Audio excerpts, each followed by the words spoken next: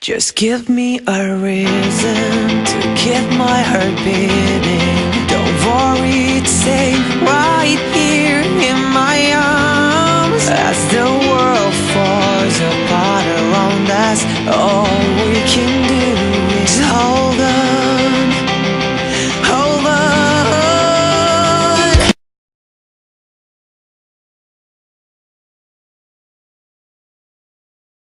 Hello everyone, this is DT Ninja here to bring you my Naruto chapter 699 and 700 discussions. Yes guys, this was an incredible week and the finale was phenomenal. My god, I mean I was almost in tears afterwards after reading my live reaction.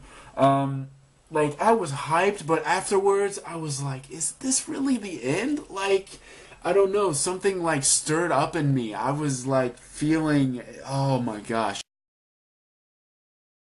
over. I couldn't believe, but Kishimoto, thank you so much for everything. 15 years, that is incredible. That really is incredible. Yeah, and yeah, you've inspired so many people, so props to you, definitely. But let's get to my discussion. First thing I notice is Hashirama and Madara's statue is toppled over, and their fingers are crossed, okay? Their hands are crossed. They have come together, so this is symbolism, recognition that they have, reconciled their differences. They have come together, and now the new the next generation, Naruto's generation with Sasuke, can do the same, and that is how they break the Infinite Tsukuyomi, which is awesome, right? Which is awesome. And Sasuke, has this speech which was incredible. I'm not going to repeat it or anything like that, but I mean, just the way it was done, the way that we saw all of the people in the Infinite Tsukuyomi coming out. We even saw Spiral Zetsu. That makes me wonder a little bit, what's going to happen with him, if he's just going to go off or whatever.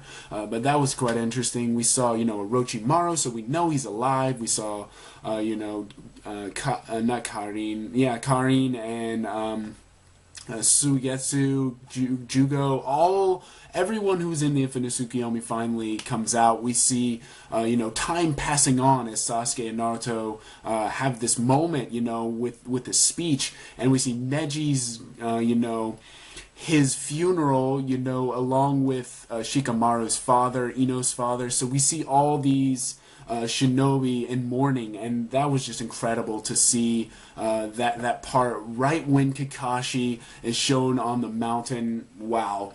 Okay, now finally we get to the end, and Sasuke goes off to travel the world, right? And Sakura's there, and before he leaves, instead of doing what he normally does, ignoring her, he taps her on the forehead, but not just tapping her. He does the exact thing that Itachi did to him as a kid, even as an adult. He did it to him every time to say, I'm coming back, next time, Sasuke, next time. And this time he said,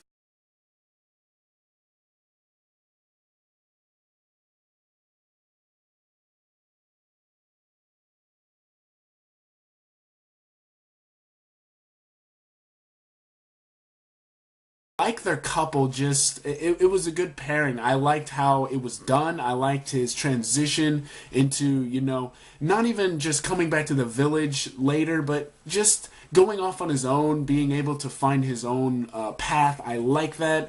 And Naruto's there, and they have their little talk, and Naruto shows him the headband, the leaf headband protector, and they both grab it at the same time. That was an incredible end to an awesome chapter. I just loved it, and I'm really going to color some of those for my special. So look forward to that.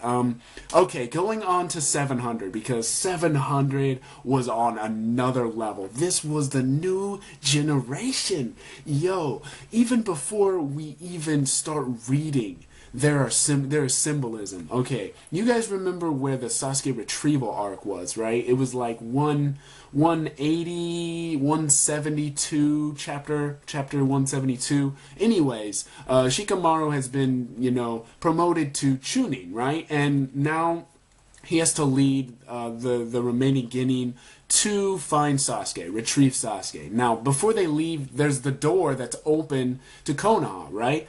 Now, really, before they're leaving, you can't really see inside Konoha. We already been inside of Konoha, so there's no reason to show it, but it could have shown, but it didn't show, right? It's kind of closed off. But when we see this chapter, we actually see inside of Konoha, which is interesting because I think it might symbolize two things. It might symbolize that, one, it might be a more open, era where people are more connected to each other. They actually trust each other. Okay, and you'll see what I mean when I talk about the pairings, the new children of the new generation. So that was quite interesting.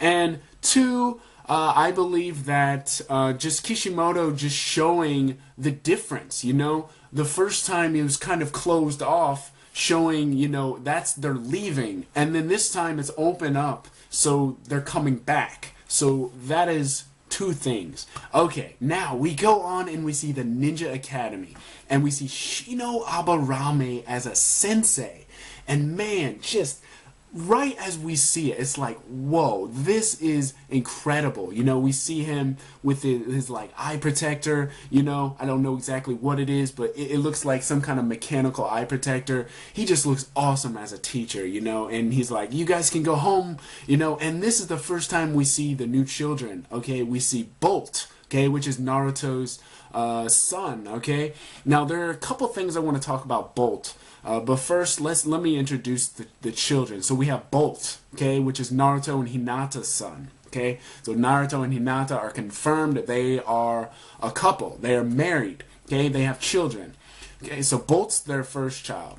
Okay, and then we have Shikadai, which you can probably guess is Shikamaru's son. And he is married to Tamari. Okay, so Tamari is the mother of Shikadai. And then we have two very interesting ones. We have Salad, which is a weird name, and that is Sakura and Sasuke's daughter. Okay, Sakura and Sasuke's daughter. And then we have a Cho-Cho, which is this really fat girl. She's dark-skinned, and she is Choji and Kadawi's daughter.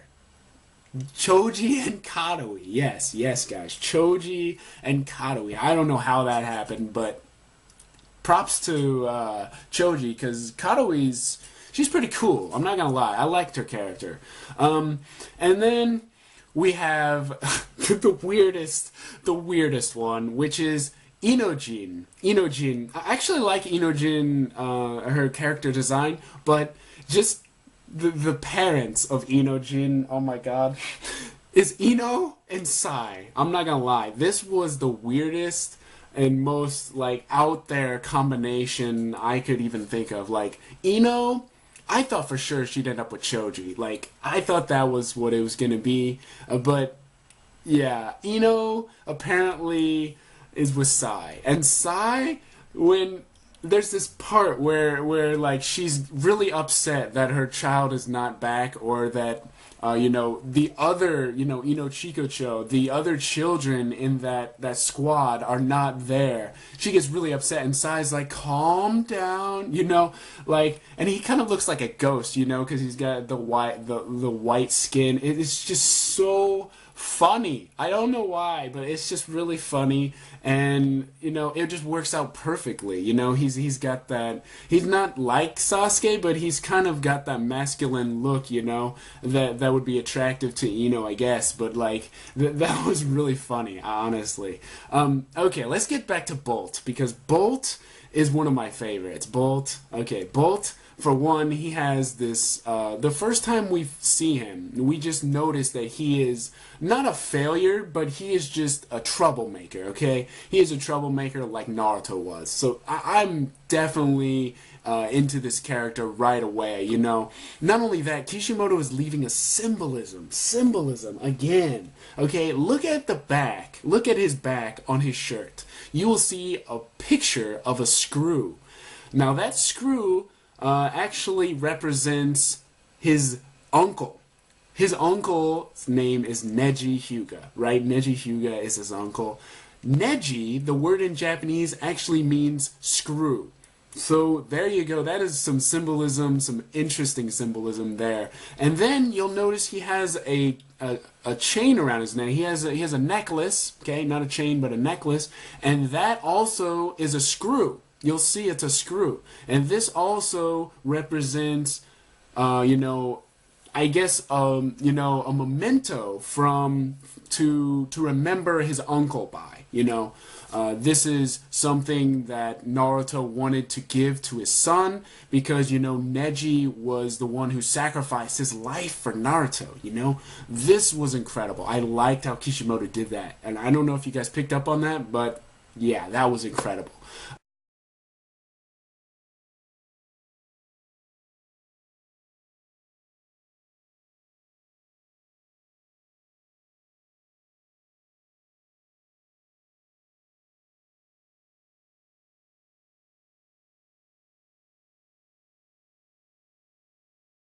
Okay, and then we go on to Shikadai, which is like this, calm, but like doesn't really care, apathetic, like, you know, Bolt, you stupid idiot, the Hokages are having this meeting, and you're gonna go pull off pranks like this, and everyone doesn't want to follow Bolt, just like Naruto going off on his own, making trouble. But yeah, let's go on to Hinata and Himawari. Okay, Hinata and Himawari.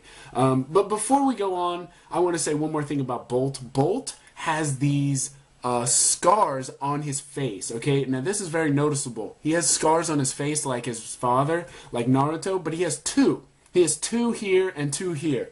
Now, why I said Himawari is because Himawari also has scars on her face, 2 and 2. So what I'm thinking is maybe instead of Hinata's features that they get Naruto's features. So maybe Hinata gave Himawari the hair, but the eyes look like Naruto's. I'm not gonna lie, both of them, and the scars are definitely Naruto's. So we're getting some of the father features more than the mother features. So I'm wondering, are they have part of the Fox's chakra? I have to wonder, because I don't think they have the Byakugan, to be honest. But yeah, if they do, that would be incredible. But yeah, the marks. Those were quite interesting. So Himawari means sunflower, which also Hyuga, spelled that way, also means that Hinata.